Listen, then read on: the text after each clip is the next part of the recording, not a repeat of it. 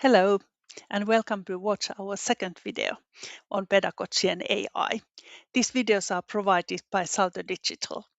Now we will focus on responsible and ethical use of generative AI. In the previous video, we already discussed a little bit about hallucination and bias. Here you see the aims and the themes of these 12 videos, which I will try to keep between 5 to 10 minutes. My name is Matleena Laakso. I'm an e-learning and AI in education expert. You will find more information on my blog page in English. AI is typically illustrated with quite misleading images that set unrealistic expectations to the capabilities of AI. And images quite strongly influence the ways in which non-expert audience especially think about AI.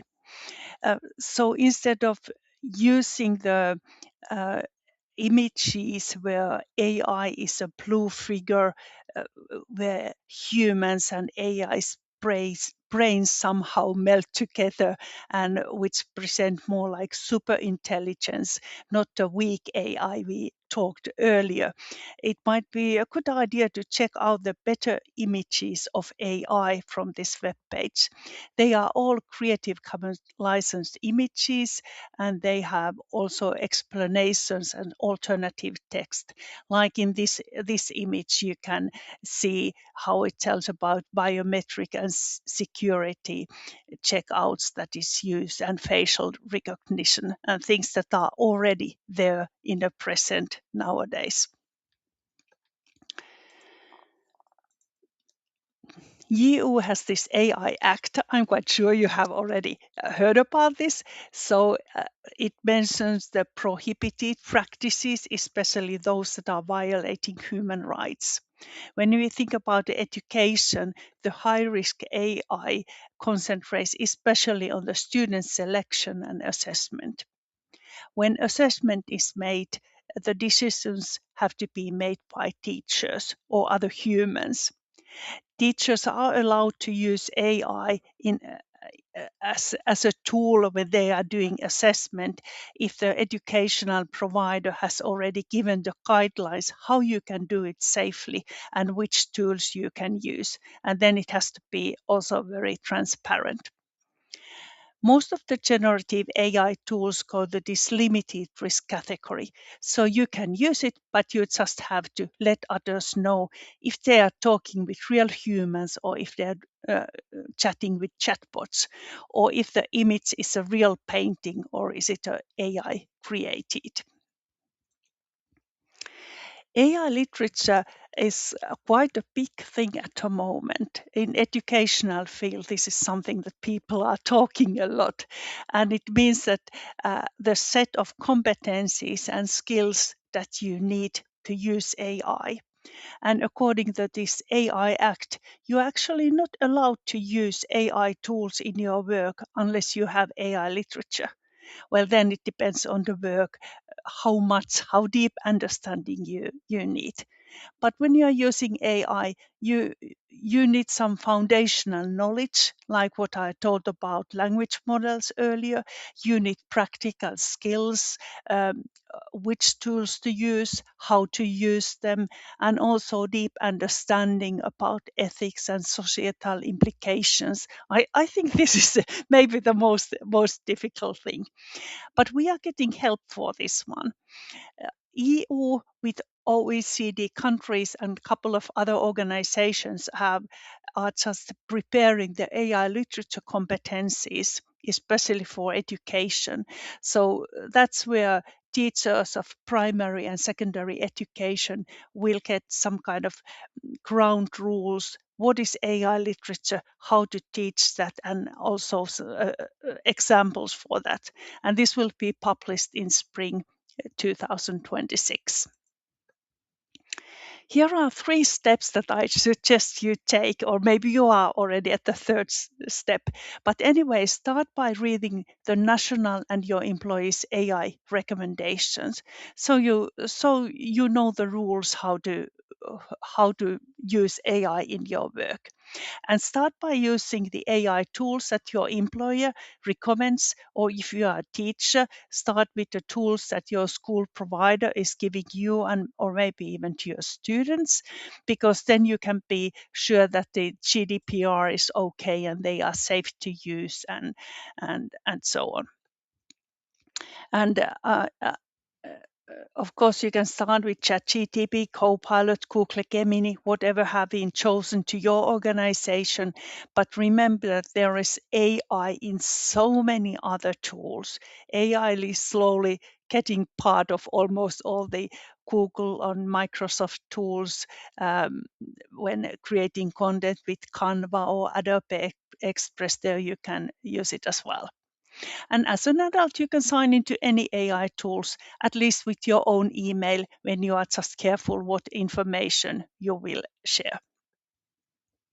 Here you can see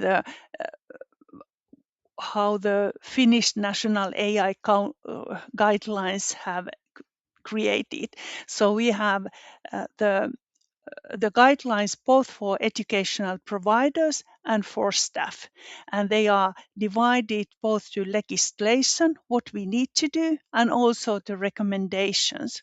And you can read them in English in 10 minutes or so. And if you are more interested, you can dive to the background materials. There you can specialize what is sustainable development, or what does a data protection mean, and so on.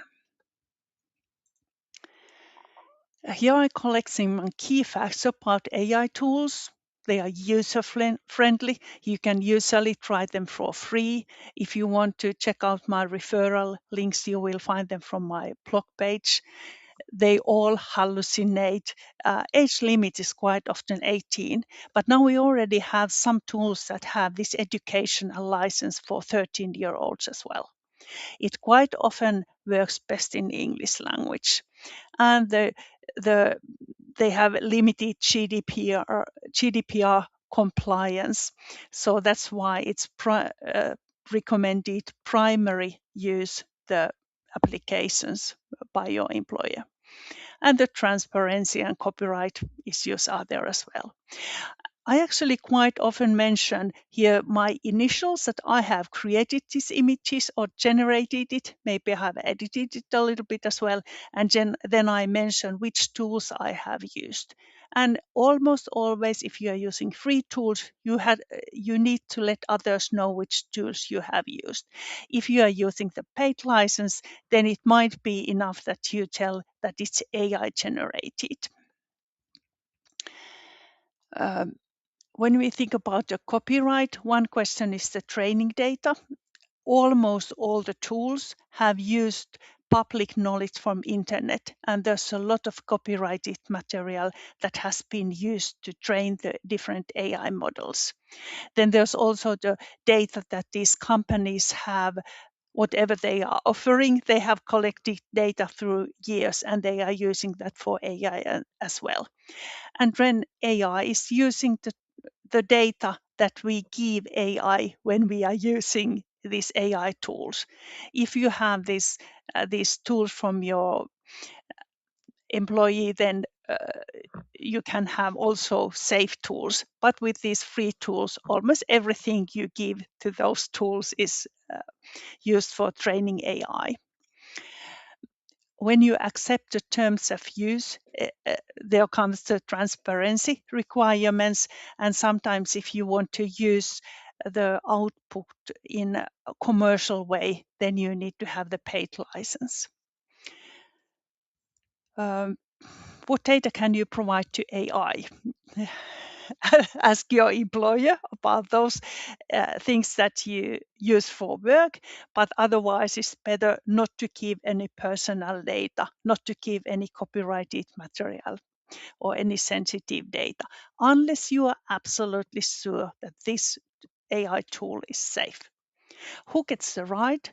The copyright belongs to humans or organizations. So AI doesn't get copyright, or AI tools don't get copyrights. So it means that when you create an image, you can use it, but so can anyone else. And then this transparency. that you have to let others know it's made by AI or with AI. So we have the many challenges. We have already talked about this in previous videos as well.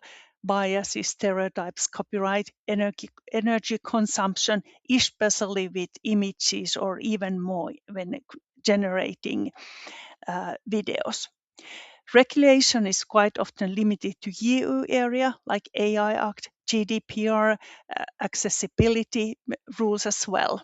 Training is done in low-cost countries, and this is also tool for criminals.